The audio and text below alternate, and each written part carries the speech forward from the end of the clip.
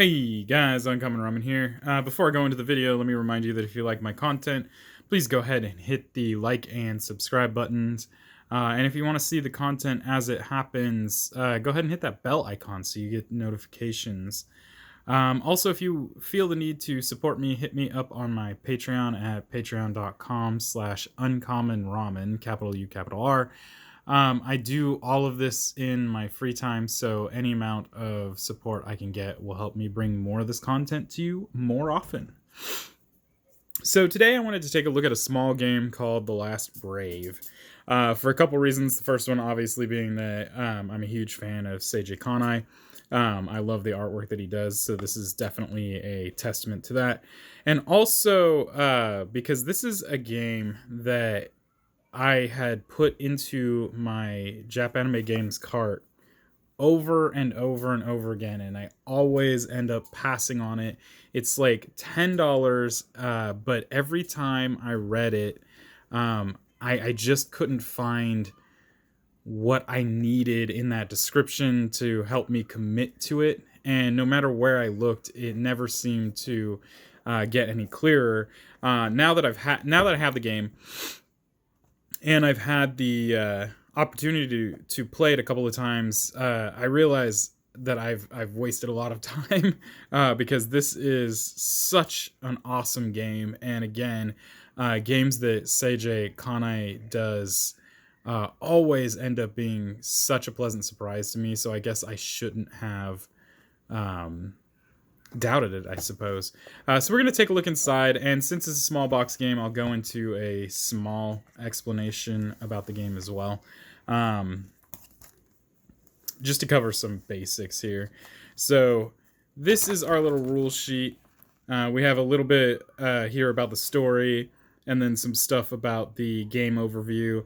It's got a components list, and it's just talking about your player cards, your class cards, your element cards, and your arms cards. Talking about the game setup, which is fairly simple. You're gonna deal out one of each type of card, so one player card, one class card, one arms card, and one element card to each player.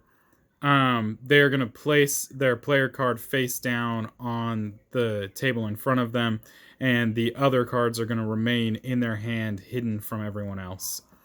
And the reason for this is because when you start the game out, you start out as kind of just a basic warrior that does 1 damage, and that's it. But as the game progresses and you start to take more damage, the way that damage works in this game is that you discard a card, or you place a card from your hand face up to the left of your character. And essentially, once it is placed face up to the left of your character, you now can use that card for the whatever power boost it gives you. And there's numerous amounts of power boosts that they can give you, anywhere from increasing the amount of power your attack does to increasing the amount of times that you attack during your turn. And essentially what happens is at the very beginning, you can attack anybody, but as the game goes on, the person who is attacking can only attack the person in the game with the most cards still in hand. And every time you attack a person, the person you attacked becomes the turn player. So they will take their turn, and then whoever they attack will take their turn, so on and so forth. So there is a chance that you may not go take your turn basically for 1 or 2 back and forth playthroughs. These are the character cards, and over on this is the face up side. So when you play it, when you start it out, you're going to start out like this, and you can see you only have an attack power of 1. To the left of the card, you're going to see an area where you reveal cards. So the first 3 damage that you end up taking is simply you just taking cards from your hand and placing them to the left of your card in the reveal zone, revealed. After that, if you take damage that you can't, that you're not capable of preventing, then what you do is you take cards that are to the left that are revealed, and you're going to place them to the right of the card in the damaged area. And once those cards become damaged, they no longer count towards your abilities. Their ability is turned off. Also, you can flip your character card over at any point in time to reveal which character you are. So this is a red faction member. It shows a secret skill that they have and shows you how much attack power they have at this point. The reason that you would flip it over is so that you can use the secret skill. Otherwise, just keep it face down so your opponents don't know what your secret skill is. And each of these characters will have different secret skills. Like we have the conspirator here. This one you have to reveal as soon as you receive it. Then we have another red faction member, so they all have the same ability. Then we have a gray faction leader. I think they have the same ability, right? No, they have two different abilities. So we have two different red faction members with different abilities. We have the gray faction leader. We have the blue faction leader. We have a blue faction member. We have a red faction leader. And we have a blue faction member. There's no members to the gray faction.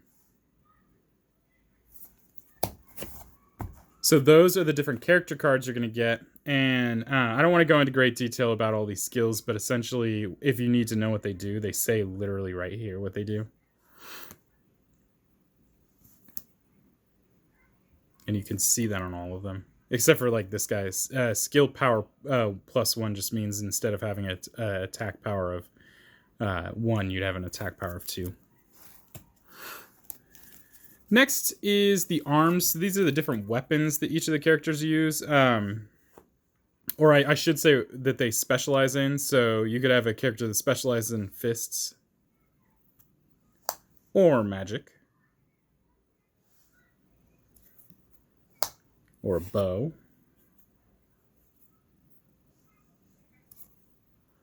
An axe.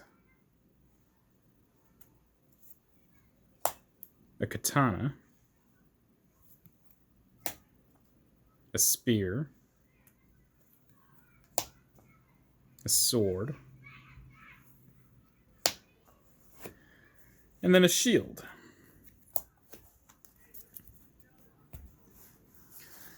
Next up is your class. So you may be a red faction leader, but you also have a class, so you might be a mage.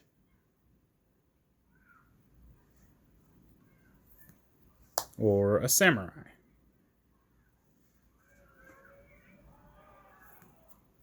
Or a warrior.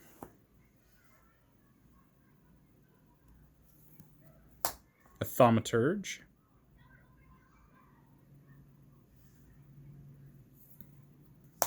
A cleric.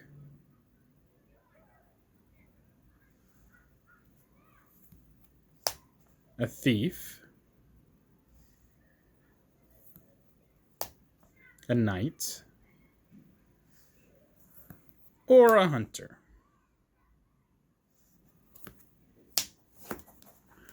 And then the final thing you're going to have is an element. We have force. Lightning.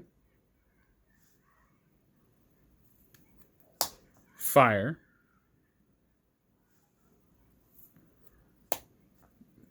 Light. Earth. Dark. Water. And wind.